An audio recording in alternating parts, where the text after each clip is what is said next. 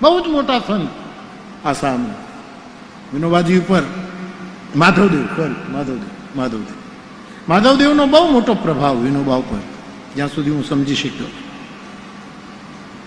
એમણે મારા ને તમારા 4 ભાગ પાડ્યા.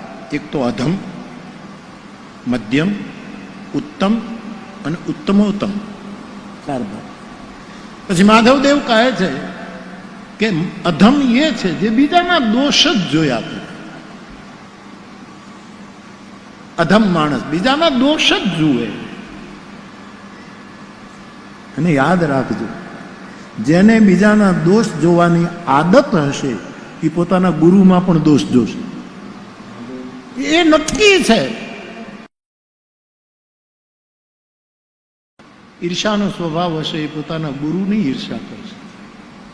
ઈર્ષાવાળો બાપ એના દીકરાની ઈર્ષા કરશે. એટલા માટે તો ઉપનિષદો કહે માં વિદ્વિષાવહે, અમારે ગુરુ અને શિષ્યની વચ્ચે દ્વેષ ન થાય, આવી માંગણી ઋષિઓએ કરી છે. અધમ એ છે જે બીજાના દોષ જ જુએ.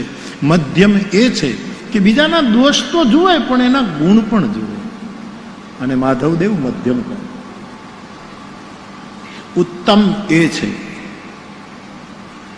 કે ખાલી ગુણ જ જુએ.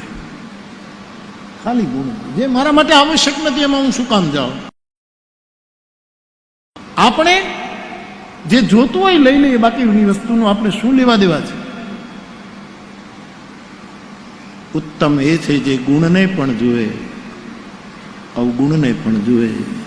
પણ મને ગમતો વિચાર, રામાયણને સ્પર્શતો વિચાર, ઉત્તમોત્તમ જીવ એ છે કે ગુણ અને દોષ બંનેમાં કશું ન જુએ. ગુણ યહ ઉભય ન દે. તુલસી કહે મોટામાં મોટો ગુણ એ છે કે ગુણ પણ ન જોવો ને દોષ પણ ન જોવો, એ પરમ ગુણ છે. ખાલી ગુણ જોવો એ પણ પર્યાપ્ત નથી, પણ ગુણ દોષ ગુણ યહ ઉભય ન દેખીએ.